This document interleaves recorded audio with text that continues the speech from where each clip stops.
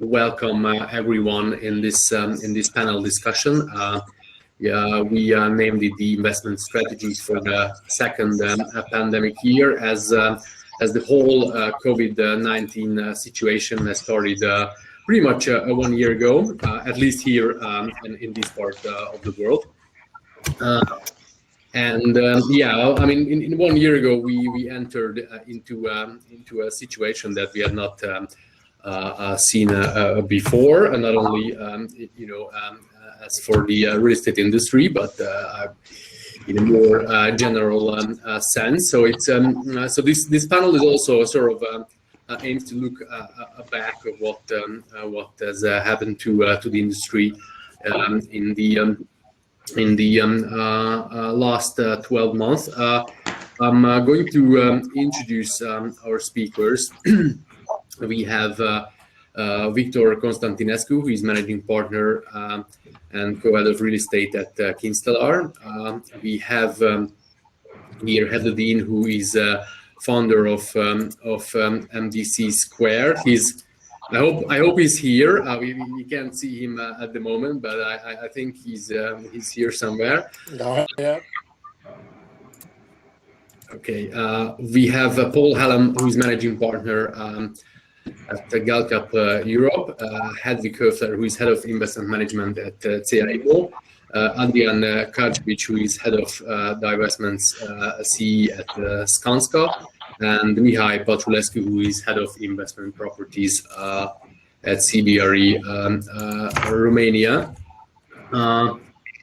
Just as I said, it's been pretty much 1 year since we entered into the pandemic here in Europe. So in the first part, I'd like to look a little bit back to this last year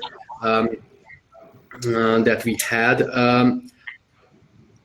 A lot of things changed.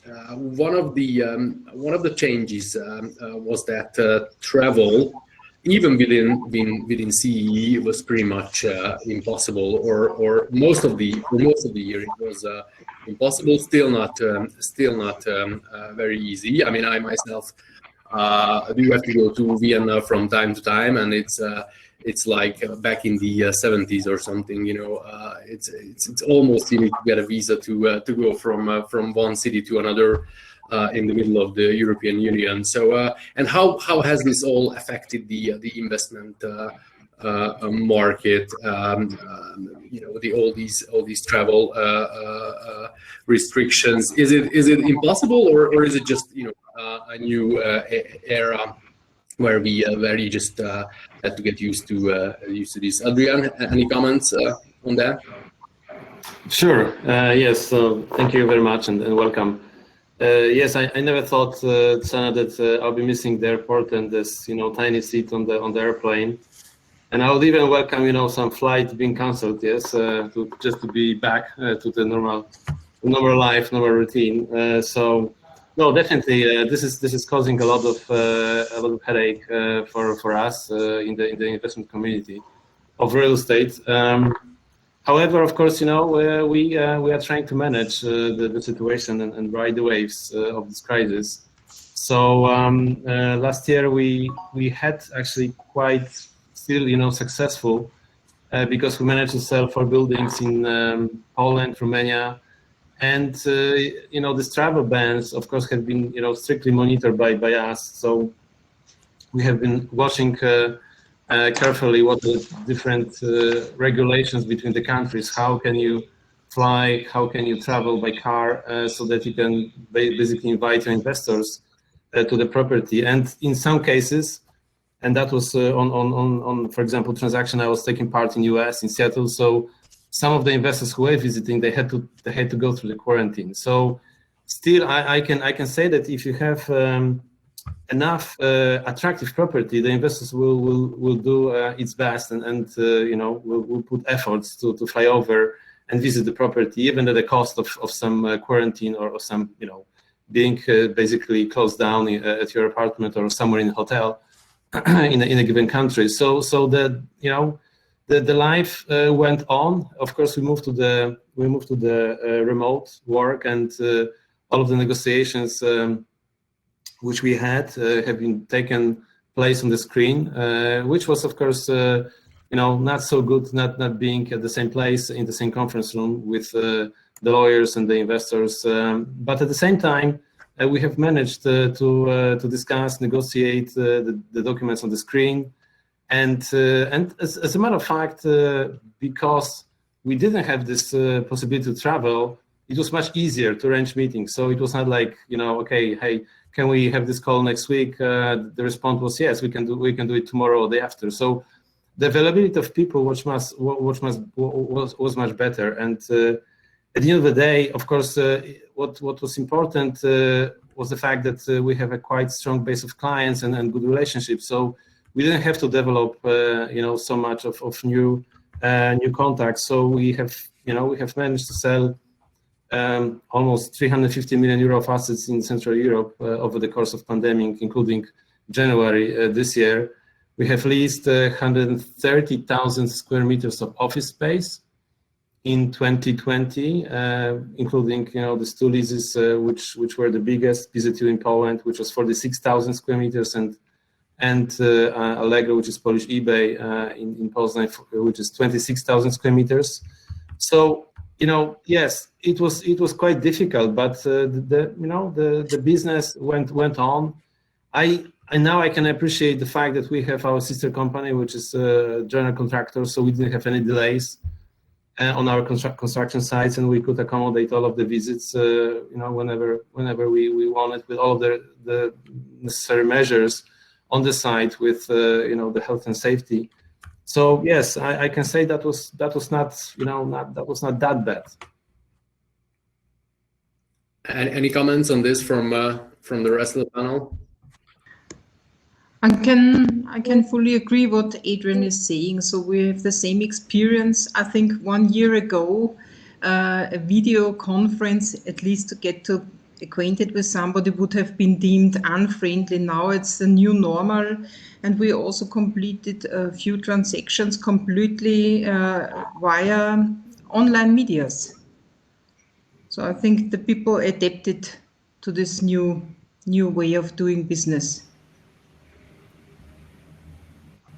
Of course, Csanád, you have to have your lawyers on the ground, so you can hand them the power of attorney, so they can accomplish the signing or closing. Yeah, so that's that's a must. I was about to say, Adrian, that I've never signed so many contracts in my life last year. Right, so yeah. I think the thing that of particular note for me is I've never had such clean sinuses after I've had so many pipe cleaners go up my nose from the COVID tests. That's a benefit. Right. I wanted to basically, Adrian has touched on that. I just wanted to say that even though the year last year started after the pandemic started pretty badly, but the investment market in CE wasn't that badly affected at the end of the day. What's the outlook for this year in terms of the investment volume here in CE? Mihai, any comment on this? Sure, I'd be happy to. I mean, I'll focus more on Romania, but I'm sure the same applies to all the other cities.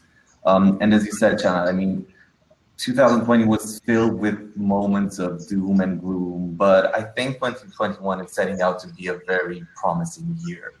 I think there are two trends at play. So the first one is the displacement of capital from other sectors and geographies. And the second one is the sort of the sequential flow of capital in the CE region. So on the first point, as we all know, there has been a massive injection of liquidity at the global level, and that's coupled with very low interest rates. So in the early stages of COVID, capital flocked in the US tech sector, then it overflowed into the broader stock market, then commodities, and most recently into cryptocurrencies, as we've seen. But I mean, valuations for all these assets are now at unprecedented levels.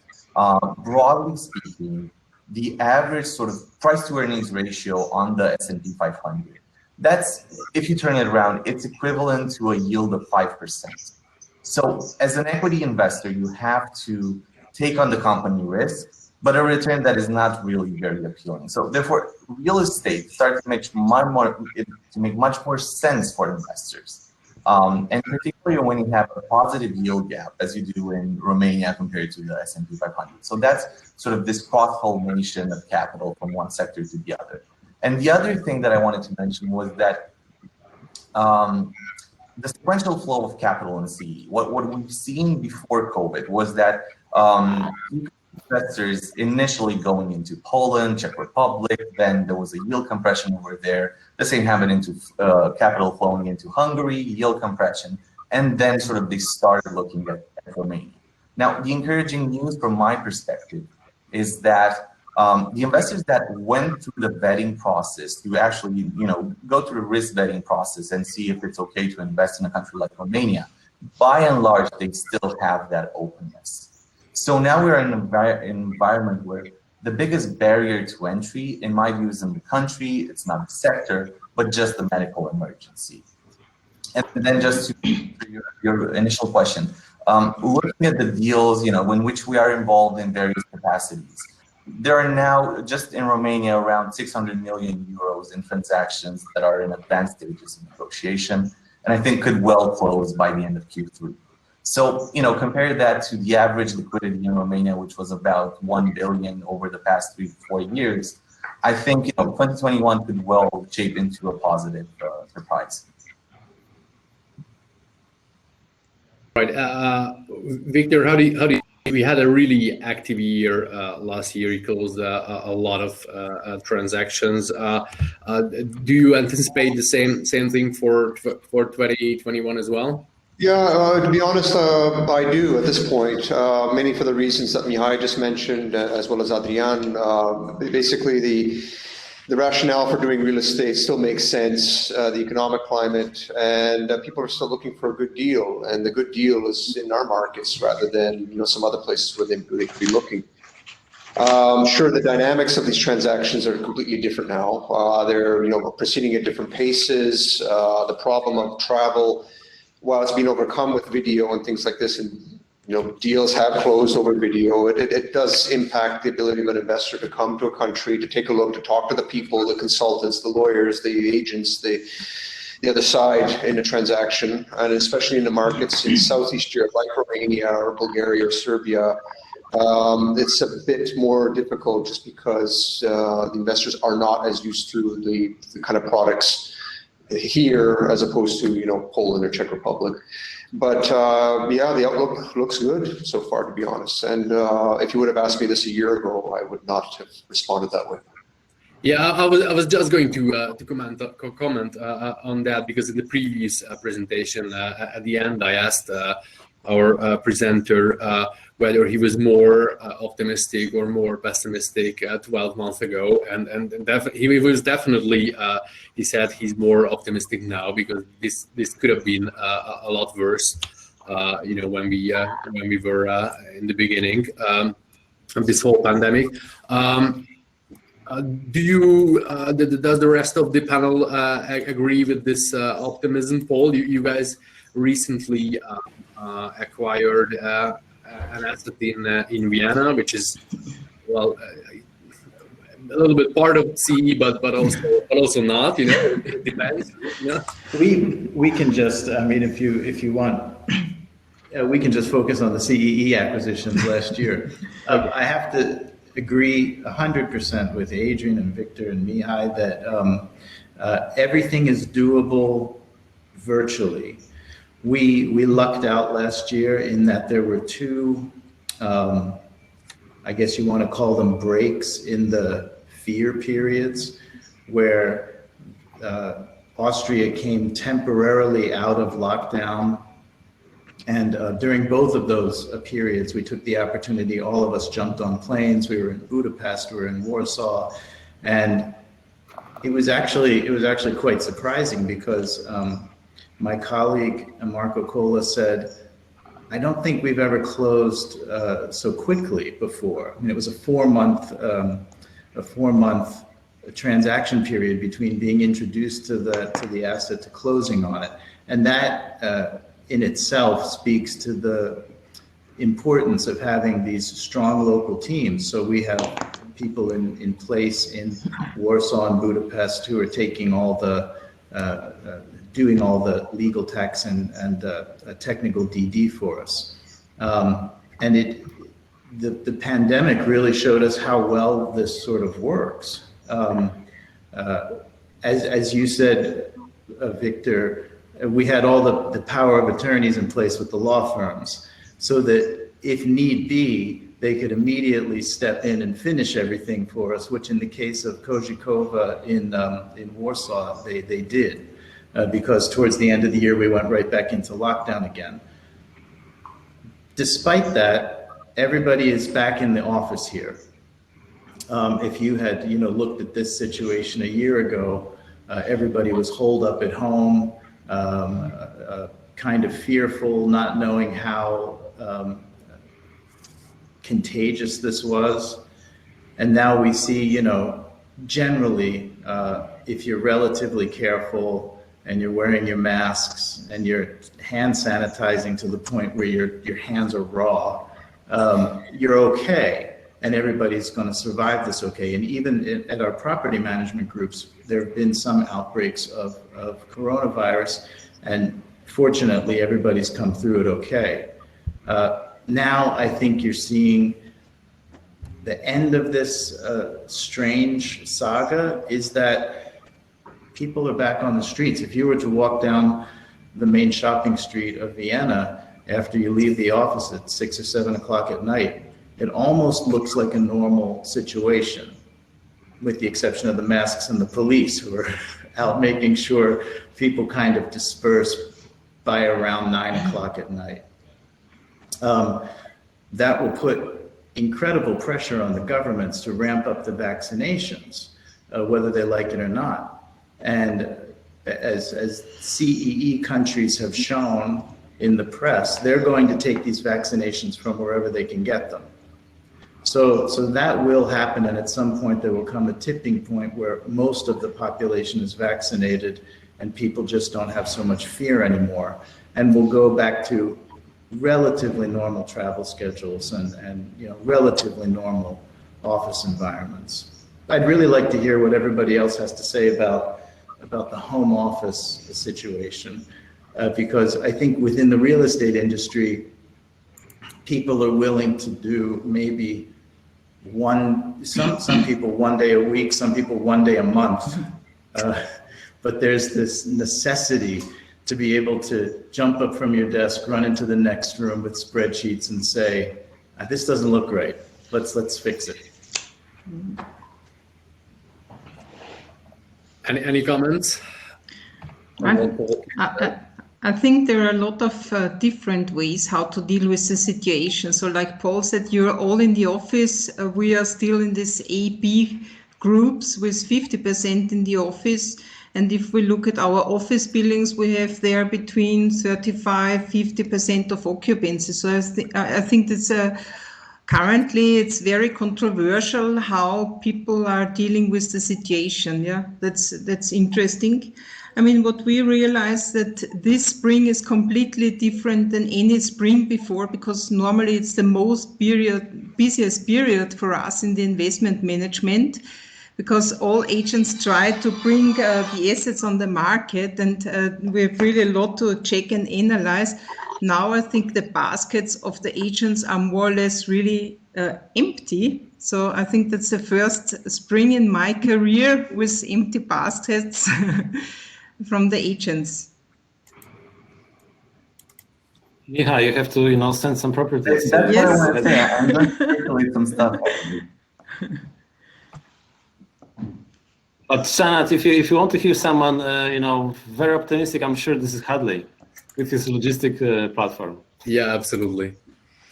Yeah, no, what a strange year it was last year, and none of us can pretend it was anything else. But a lot of people talk about a lost year, but it was the perfect year to be writing a business plan and funding it in logistics. So we were, flabbergasted by the interest that we received towards the end from. So I don't think there's I see if you're in the right sector, there's, obviously there's two main ways to fund your business through equity and debt. And, equity, looking at logistics and residential, I know we're going to come on to that in a second. It's never been more active. And, from a debt perspective, I mean, the bond market is, if you have access to, if you're investment grade and have access to bonds, I mean, it's fantastic. So I think there's a real move now to those sectors. But beyond that, when we look at Central Europe as a whole, as we saw back in 2008, there is a drive now in Western Europe to cut costs, both in the office sector in terms of staff and also in production facilities. And this only benefits Central Europe. So I think what we will see is we are going to face another wave of occupier-led and manufacturing-led demand. I think, the future is bright for Central Europe. Right. I wanted to get to this point of how CEE is viewed in light of the pandemic, because in the first wave, or whatever we can call that, in spring, CEE was doing really well. Basically, just a few casualties compared to Western Europe, but right now, if you look at the mortalities per capita, it's full of CEE countries, Czech Republic, Hungary, and so on. So does this or might this cause some sort of uncertainty in investment sentiment, or this has nothing to do with our business? Anyone? Adrian? Hey, Hadley, go ahead. Oh, I think we're rolling and we'll jump on it. Sure. Well, I don't think it's having an actual, impact on the viability of the project. That's in my experience here at CBRE, it definitely isn't. What is encouraging is that we're seeing the good take-up of the vaccine. So throughout Europe and CEE in particular, Romania in this case is a good example. I mean, we're fourth in the speed of adoption of the vaccine. But again, as you said, over the short term, I think there's going to be some hop in and out of various restriction modes. But when you look over a longer 6-month horizon, I think at that point, it's starting to look much better. And as Adrian said, we take a lot of care when we launch a project. Okay, what are the travel restrictions? Who can actually fly to see it? And when we can't, we just try to adapt with technology. I fully agree with Mihai, Csanád. The technology is helping a lot. So definitely, this will be a new way of showing properties. Of course, we have all of this. Over the last year, we have learned how to do this virtual tours. Now we are starting to use drones, not only outside, but also inside the properties. I have done viewings last year where I was in Warsaw. We had investors in Germany and the project in Prague, and we have been all of us on Teams, and our colleagues from Johnson & Johnson were showing the property on their iPhones to us. So, and that worked very well, but still, we have to get the investors at some point on the ground. They can do everything. They can even sign the contract, the SPA with Victor help, but still they have to see physically the property. So you can't buy the building without seeing it. So here, we have to be a bit more careful. What is you ask about the COVID situation. So what we are trying to do as a company, we have developed this careful life office concept, which consists of some space planning consultation requirements to ensure proper physical distancing, and we have this connected by Skanska application, which helps people to move around the building without touching, too many things in the building. And as a matter of fact, in December last year, we have actually achieved health and safety rating for 8 properties of Skanska in Central Europe. So this is something which we try to do to counter a bit, the effects of the situation that, of course, is causing infections and at the end of the day, unfortunately, fatalities. Yes. So this is what we are trying to do to be, the first on the forefront to fight this, these difficulties and somehow ensure that our people, our clients, are safe. Mm-hmm. I think it also differs a lot who are the players involved. I think if you're very familiar with the market and if you have been in Prague already active since many years, or in Warsaw and Budapest, usually anyway most of the buildings, and therefore it's also possible to do transactions, let's say even partially, even without having been there or only on a virtual basis. I mean, we have also the advantage to have a local office on the ground in each of those countries, and therefore we can also act, let's say, with less impact from COVID. But I think it's more difficult for someone to enter the market if you have no local presence or if you don't know the players or the buildings that well. So therefore, I believe the ones who are familiar with each other can easily do business now. So like we know Adrian, so I think for us it would not be a problem. But for completely new players, it's definitely more difficult, I would say. Right. There was an earlier question here from the audience regarding this. It says, do the panel feel there's a lack of urgency in transactions as it takes longer to conduct due diligence, visit asset market uncertainty, and not knowing when this will end? I mean,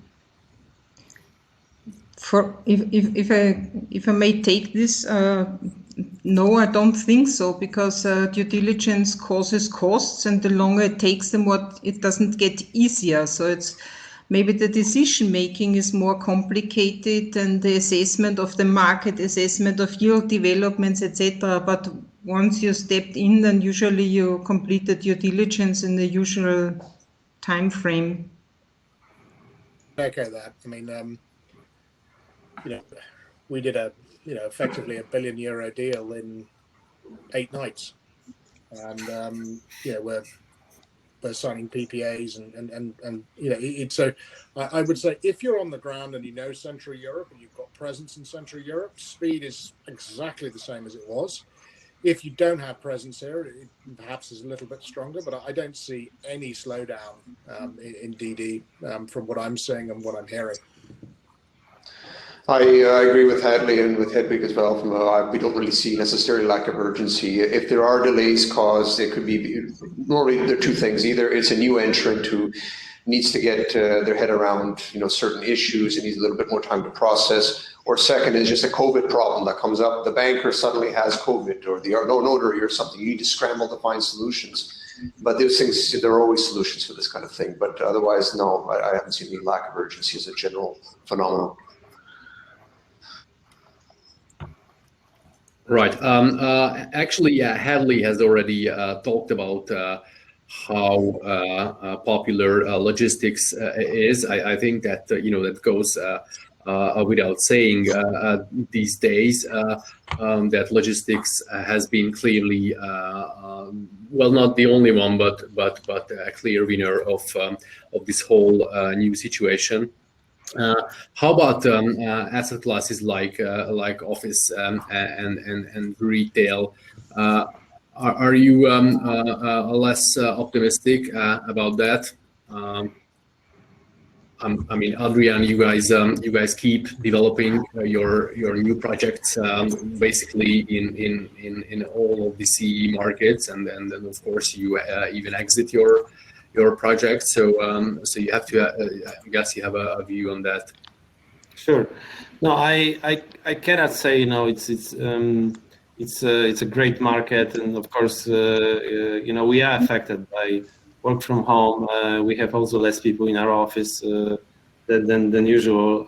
So definitely, the decisions actually of companies, because there is a demand for office space. It is just now much more difficult for different companies to make a decision. Yes, to say, okay, I need a new workplace for 1,000 people or you know 1,500, but you know everyone wants to wait and see when you know this pandemic will at least you know be, let's say, at the end of the development, so they can make some planning, because right now it's not possible, and therefore we see also a lot of interest from tenants. Unfortunately, not so much from investors, but which you know I might understand. But the tenants are very keen on the co-working space. Yes, so that you know if they are entering the building, they can actually increase their space by having some of the desks being simply rented from the co-work in the same building. So therefore, you know, we are quite you know well positioned with our business link. So we are thinking to provide maybe even you know co-working space in each office building that we'll be developing right now. So this is becoming important, and yes, we see less. I would say you know the decisions are take longer, and at the same time, you know it's not you know that much. I would say of new entrants, especially for the smaller requirements, because you know these bigger clients are still there. So we have still I think right now we have one project in Warsaw where we are working on a tenant of 30,000 square meters of office space. So with the big companies it's easier. With smaller ones it's more difficult, and you know they are simply not so, I would say, not so sure what will be the next year for them. So therefore they are more careful and not taking decisions right now. So it's more difficult for us as developers to deal with the smaller tenants, like, you know, 1,000, 2,000 square meters. Right. I just wanted to go back to Hedwig at this point, because Immo has closed a huge leasing deal in Berlin, if I remember correctly. Yes. So there is actually a leasing market out there, but it actually rhymes with what just Adrian has said, that this was also a huge client, so not really small or middle-sized companies. Yeah, I agree with Adrian. The leasing market is ongoing, but it definitely on a different level than before COVID. We also successfully leased the Mississippi, Missouri development in the River City in Prague. As you mentioned, we just signed a really fantastic lease in Berlin, also at fantastic rental rates.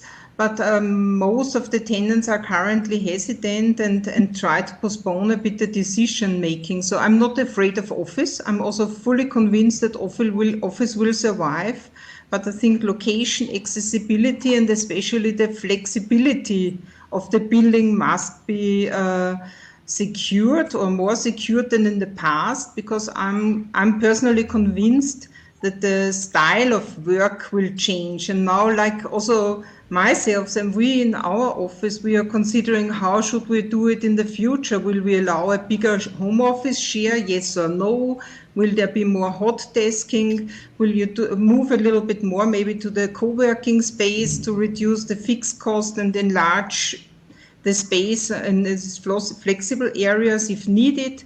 I think we will see different ways of works, and now we are all in the process to find out how to do it best in the future. So therefore I believe, yes, there will be an impact, but it's still a bit too early to see where it goes exactly. Right, Mihai, do you see any investor demand in your market for office? And as a next question, how about let's say less fortunate asset classes like retail or even hotel? Yeah, I'll start with retail. Actually, I feel sort of retail, the risk is being overpriced, if it makes sense. I mean, we looked at the data for Romania, and even with the lockdown, footfall was down about 30%.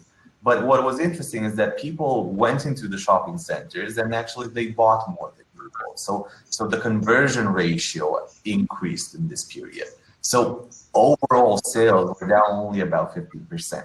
What's also really interesting to me is that, you look at the savings ratio in the European Union, from 20% to around 40%, so it doubled. And we've seen the experience from China that once the medical emergency is sort of under control, then there's this thing called revenge shopping. So, lots more shopping going on. And, I'm especially more sort of constructive on small regional schemes, retail parks, that kind of thing. I think they're performing very well, and we've seen that people actually want to go and gather in that. But with regards to offices, I agree with what Adrian and Hedwig already said. I think even from an investment perspective, if there's a good angle on the building, so as was the case with Adrian's building in Bucharest, you have a very strong tenant, long-term lease, that's still attractive. And again, with what we've seen in Slovakia with Immo, if you have a strategic position, that's also something of very good interest for investors. So I guess what's becoming much more important in offices is what's the angle that we can offer in that case. Paul, do you guys consider a retail or hotel investment at this point? We knew that question would come. We've had some interest from an investor on the hotel side. We used to have a lot of hotel opportunities in CEE brought to us in the first 2 or 3 years. Right now, we're sticking with our sort of small boutique office building portfolio and expanding on that in the CEE. So right now, I would say we're not looking at hotel or too much retail. Usually every office building we buy has a retail component, but it's relatively small, so the risk is minimal. We're not looking at retail parks right now. And maybe just to jump in on retail, to general, I think the $1 million question here is that how far will values fall, whether there will be default and covenants, and certainly from my experience at EPP, that owns 29 shopping centers in Poland, is that I'm not nearly as worried about retail values in Central Europe as I am in Western Europe. Western Europe, you've seen values fall, pre-COVID, and now with COVID, 30-40%. And I think in Central Europe, you'll see them fall by 10%, probably not much more. I was really encouraged to see the first, bank refinancing of 3 of the assets of EPP's assets, actually on their annual results yesterday, and that's a big testament. Banks starting to finance retail again in Poland, let's say. But I think for yields on offices, I think we're again before another wave of jobs coming into Central Europe. So yes, I think yields are probably stable. I think vacancy may take a little bit of a hit, but I don't see a big challenge. I mean, anyone who works at home, who've got kids at home, I mean, for goodness sake. I'm fortunate to have 5 kids, and I'm telling you, since January, I've been commuting. They've been at home since January, and I've been commuting to Poland from Helsinki every week. I mean, let's get to the office.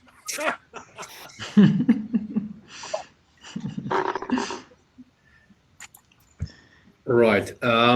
So Hadley just mentioned yields, and in the previous presentation, it was also there were some charts where there were shown not only the CEE but the more mature markets as well, and you could see that there's still a pretty significant gap between yields in Central Eastern Europe and let's say Germany or the UK or whatever. Do you all agree that with Hadley that yields are stable and are going to be stable this year, and also if CE is still an attractive destination for investors looking at yield levels? I can say, Csanád, maybe from our office perspective. So I have learned this new word in English, which is bifurcation, if I'm pronouncing it right.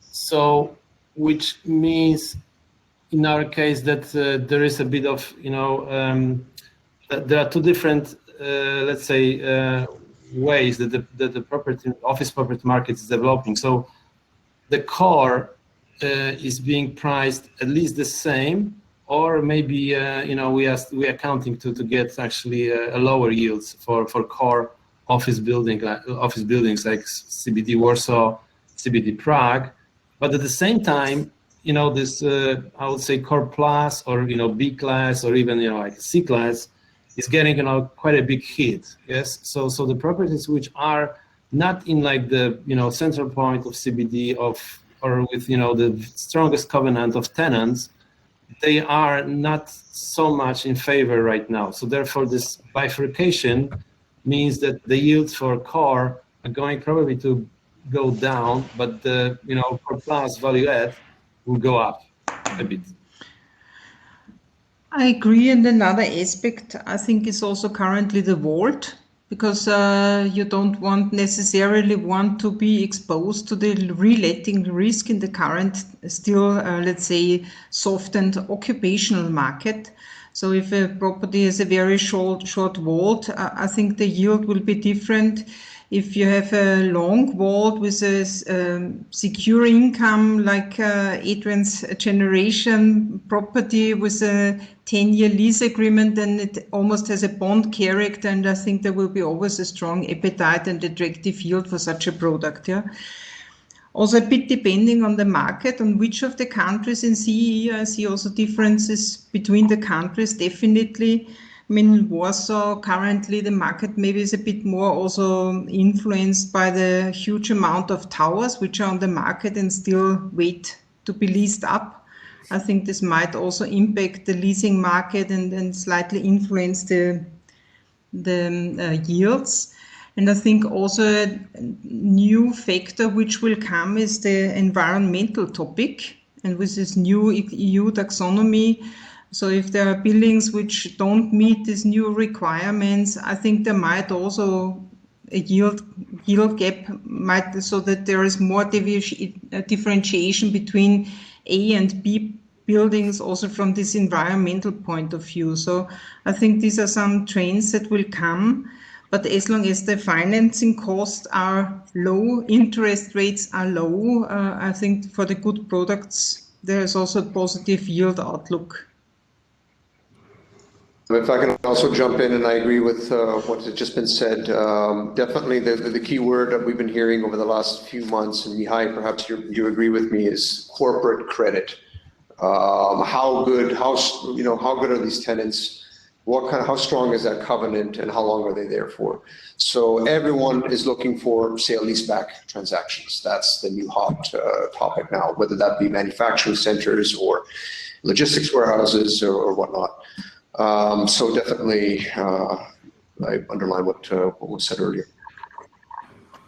Yes, exactly. And when you have strong covenants, then you have a much deeper liquidity than when you have something that is much more sort of, value add. It's more difficult to make the pricing. But now the capital sort of flocking to these pockets of strong corporate credit, and I think that's what's driving the K-shaped dynamic that Adrian was mentioning before. The other thing I wanted to add, and I'm sure Hadley will jump in on this, Industrial and logistics is sort of becoming much more important in the market and seen as sort of a premier sector in the market. For us in Romania, that definitely means yield compression. But in general, I think it's fair to assume that it will sort of, you'd reach a similar level between offices and industrial. Just to perhaps add on that, I mean, I think what's really interesting about what we're seeing in industrial, of course, is that we're seeing real growth. And, you know, Savills came out with some interesting statistic. In the UK, they saw a quantum leap in demand for logistics space when online sales went over 10.8%. Literally, logistics space demand sort of almost trebled as the online providers sort of took more and more space. And of course, Central Europe is around that level. So for every 1% shift you see from bricks and mortar to online, 6 million square meters of new logistics space has to be built in Europe. And a disproportionate amount of that is coming to Central Europe, because you obviously don't build a warehouse in an expensive market like Germany to distribute to Germany or Holland when you can build it in Poland or the Czech Republic for a third of the price. And so we're going to see another wave, I think, of demand coming into Central Europe based on this, you know, massive swing we're seeing to online. But weirdly, I don't think it's going to be impacting, and a lot of people are talking about how will this impact shopping centres. And in Central Europe, shopping has always been seen as an experience. It's a light, bright, safe environment to go with your family, you know, at the weekends. And I think it's, again, I think Central Europe will be much better insulated than Western Europe on retail. Just a question on this for you, Hadley. You mentioned this Savills survey, how the increase of e-commerce translates into increasing demand for logistics. Is it also there might be, I'm wondering, there might be perhaps another driver for logistics demand is to sort of get the production facilities closer to the consumers, to Western Europe, to sort of shorten the supply chains, simply because they collapsed 1 year ago. Do you also see that as a driver for more logistics space? That's exactly right. There are three things driving demand. One is what you've just described, which is supply chain slack, which is that a lot of companies are building, let's say, 2 weeks extra supply chain into their storage space. Also, a lot of strategic supply, things like masks, for example, will no longer be stored in China. I mean, you're seeing a lot of strategic military medical equipment now being stored back in Europe. And then, of course, you have the growing demand of, let's say, nearshoring, which is needing to be closer to your customer base and tailoring quickly the different production due to customers of demand. And then thirdly, you've got the e-commerce space, which is not only being driven by, let's say, Amazon's and these other companies, building huge, great warehouses in Central Europe and distributing, of course, to Western Europe, but you've also got very much homegrown e-commerce providers, like Allegro, and in the Czech Republic, you've got several, and in Hungary and Romania. And this is driving a huge amount of demand locally too. So I do think the future is bright. Having worked in the industrial market for many years, I remember it when it was the poor cousin, and it's wonderful now that the industrial agents at CBRE are sort of they used to drive up next to their office agent who was driving in a Porsche and a beaten up old pickup truck, and now they're sort of driving up in a brand new Hummer. And looking down their nose at the office agent. Right.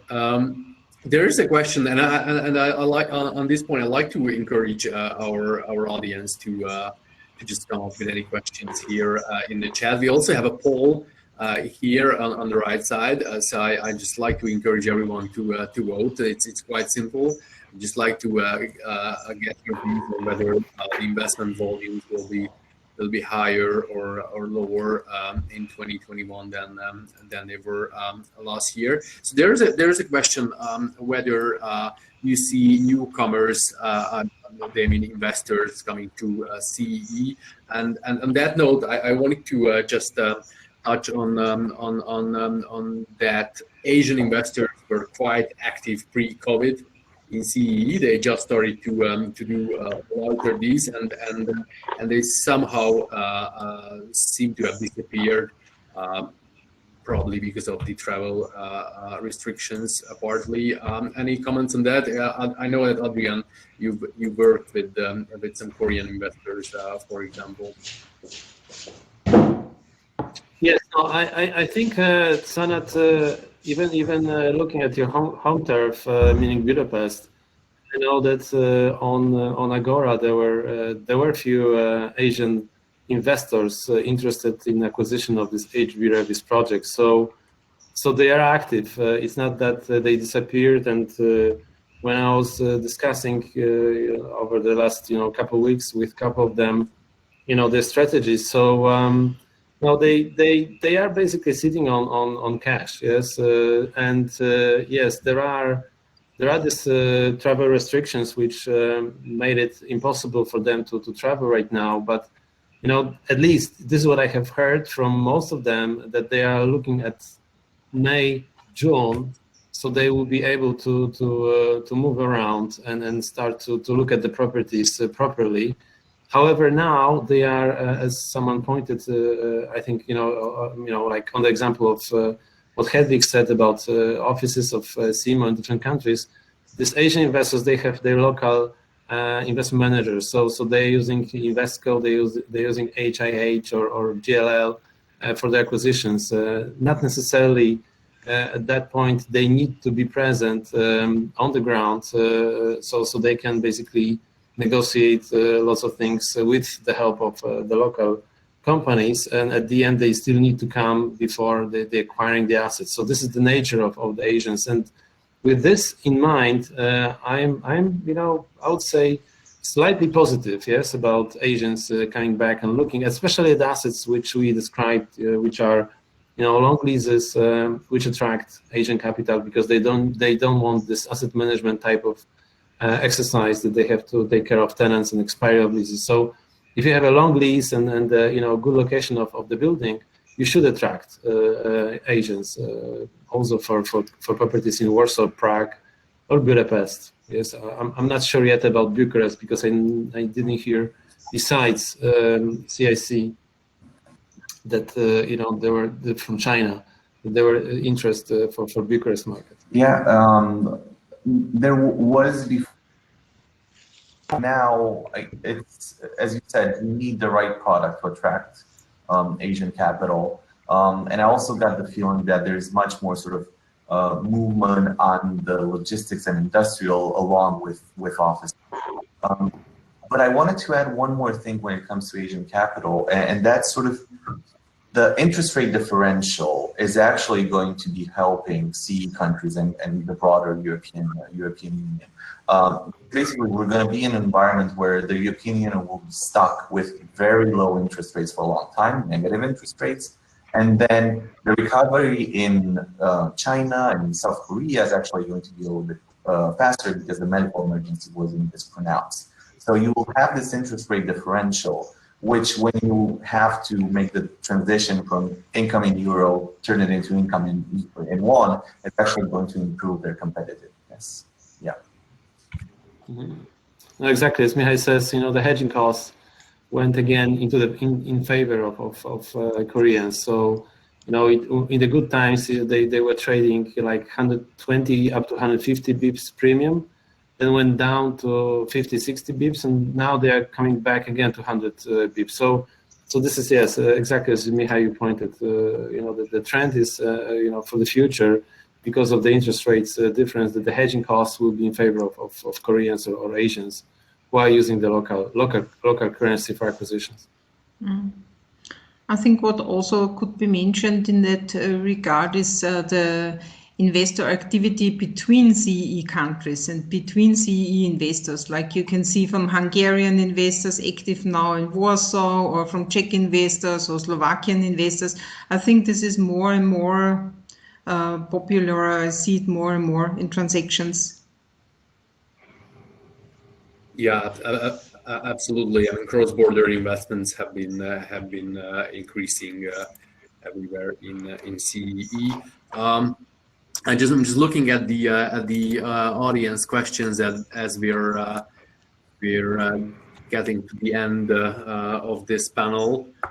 There is a question on data centers as an asset class. I don't know if anyone has a view on that. It's quite an emerging asset class, not so much in CEE, but in more mature markets.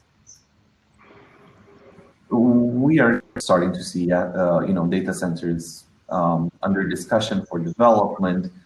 It's a very interesting asset class. It's difficult to make them work in the very specific location, but as far as the income goes, it's a very interesting asset class. I think the challenge in data centers is to get construction financing. Still, a lot of the banks haven't really kind of figured out what it is. And so I think that's the challenge in Central Europe. But there's no question this is it's a growing asset class. It seems to. I think it's growing, but I think the main users are still owning their own data centers, like in Amazon or Google or Microsoft. I think they have their own data centers and would not look for investors owning their assets. So it's other providers. Maybe it can become more important in the future as a combination with an office park to have also a certain share for a data center. Right. There's also a question on yield levels for data centers. I don't know if Mihai can comment on this, you guys.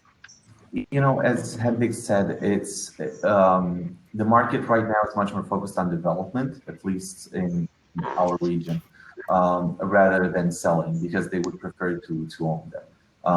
But again, there is demand. It's tricky to price it at the moment. I wouldn't go as far as putting forward the yield. Yeah, there's a point made by Paul Batts saying that there's a huge CE dependence on the automotive sector, which fell quite significantly. I mean, car sales and the whole industry. And the question for Hadley specifically, will it be focusing on just e-commerce? So I guess the question is whether the fall of the automotive sector could influence the logistics sector as well. We see. Well, it always worries me when Paul Batts starts asking questions because he's extremely intelligent. So he's probably got the answer already hidden up his sleeve. But no, I mean, look, the automotive industry has taken a hit. There's no question. I think the trend towards EVs is in some way helping. But fortunately, the market that I'm operating in, which is in Poland, is pretty resilient. It has less exposure to it. But actually, I saw a very interesting piece of data coming out from Ronald Berger, actually saying that the automotive industry, they feel that in the medium term will be quite resilient, surprisingly so. But Paul, I'm happy to take that offline. But no, we definitely will not just be focusing on e-commerce. It's not. It's still only 20 to 30% of the market. So I hope that answers your question. And if you've got any more tricky questions, I suggest you send them to Victor because he's extremely intelligent. Okay. So far, no more questions from Paul, as I can see on the chat. As a closing, I just wanted to ask you a more general question as an outlook for this year. Basically, what we just asked the audience as well in the polls, whether you guys think that we will have a more active year in terms of investment volumes than we had last year. Victor, what is your opinion on that? For this coming year. I'm sorry, what? Sorry, your question was investment volumes for this coming year. Sorry, you broke up. Yeah. Yeah, I saw the poll there. I voted that I thought the investment volumes would be higher compared to last year. Like I said, the story seems to be still a strong one, especially driven by the logistics and some other asset classes. So I'm very optimistic. All right. Anyone who is on the opposite view? No one. Great. Well, I don't have an opposite view, but I think the Czech Republic is going to struggle primarily just for a lack of product that's able to transact. But that, I think, is going to be the only market that will struggle. I think Romania and Poland will probably see most of the activity. And it depends on the asset class, I would say. So also, if you look on the investment volumes last year, if you take the office investment volumes and the total investment volumes, there are quite different figures in the single countries. And I think this will remain also in 2021. Right. I was going to end, but there is one more quite interesting question, and that shall be our final one from Omar Sattar, saying, what are the strategies of the respective investors on the panel regarding the ESG element and greenhouse gas reductions according to climate initiatives like the Paris one? So it's basically what Hedwig already brought up on ESG. Any comments on that? Look, I'm happy to go. I think that Skanska is going to be, Adrian is going to be the good one here. But I mean, with ESG, a lot of people have been talking about ESG. But when you look at the PE funds, over 50% of fresh PE fundraisers now say they will only invest in companies that have a proper ESG target. This is now not an option for people looking to raise money. What we're seeing from a corporate perspective, Omar, is, as you know, is as soon as, if you're a listed company and the management team's bonuses are dependent on ESG performance and targets, that's when you see it driving down on a country level. And we're seeing that on a day-to-day basis. So I think as an industry, we're now doing a much better job in catching up with other industries, but there's still a long way to go. Yes, thanks, Hadley, for bringing me up. As a matter of fact, I had this question first time because in the past, I can say that not many investors were very much looking into ESG, but I had first time this question just recently about the carbon footprint of the building that I was selling, and yeah, that means that it is really becoming a subject on the agenda of investors. And yes, we have committed to reduce carbon dioxide emissions by 50% by 2030 and achieve net zero by 2045. So yeah, I mean, we are looking very much forward to applying this into our buildings and then making sure that we are ahead of the crowd. All right. As I said, that was our final questions. I'd like to say thank you to all of our panelists. A huge thank you to you for joining us, and hopefully in the second half of the year we'll also see you in person as well at one of our other events. So thank you again for joining, and we're going to have the next panel focusing on the living investment market. So basically a residential, student housing, co-living, micro-living, and so on. So I'd like to ask the audience to go to the next section and click on the living investment update panel. Thank you again, and take care, and hopefully see you guys all soon in person as well. Bye. Bye. Thank you. Very much. Bye. Bye.